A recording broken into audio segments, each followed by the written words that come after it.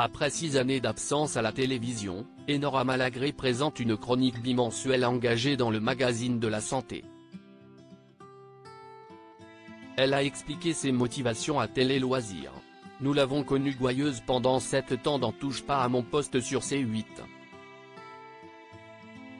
Autour de la table du magazine de la santé, où elle intervient 2 jeudis par mois depuis le 14 septembre, Enora Malagré utilise désormais sa voix pour mener de grands combats. Je veux parler des minorités qui souffrent. Les femmes en font partie, atteste-t-elle d'un ton paisible, au cours d'un entretien accordé à Télé Loisirs. Ses premières chroniques font mouche. Non contente de revenir sur des sujets comme l'accès aux soins des migrants ou le mal logement des femmes, Enora Malagré va encore plus loin. Je prends ma caméra et mon petit micro comme quand j'avais 20 ans, et je vais rencontrer les acteurs de terrain, sourit-elle. Ainsi, la jeune femme de 43 ans se rend-elle auprès d'une association de migrants où s'entretient avec Laetitia Mendes, première française à avoir subi une ablation préventive des seins à 26 ans. Les sujets que j'évoque passent avant moi.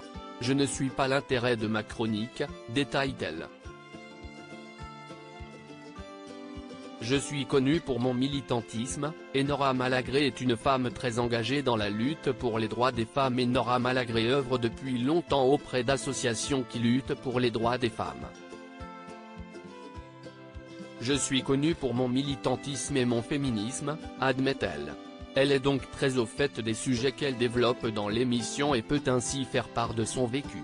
Jean-François Abizot, le fondateur de Radio Nova, où elle a fait ses débuts en 2004, note de la rédaction, disait « N'étale pas ta science, partage ton expérience ».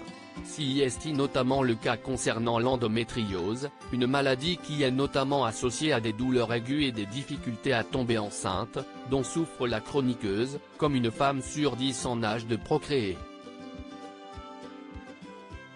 J'avais oublié qu'on pouvait être calme à la télévision. Enora Malagré est ravie d'être dans le magazine de la santé, mais si ses chroniques sont aussi abouties pour l'instant, si est aussi parce que la quadragénaire est pleinement épanouie dans sa nouvelle maison. J'avais oublié qu'on pouvait être calme et bienveillant à la télévision. Elle ne tarit pas d'éloges sur sa chef de bande, Marina Carrère d'Ancos est une femme extrêmement engagée, exceptionnelle de courage et d'intelligence. Ravie d'avoir intégré le programme, qui malheureusement s'arrêtera en 2024, après 25 ans de diffusion, Enora Malagré préfère penser à la suite de la saison. Et il lui reste encore beaucoup de sujets à aborder.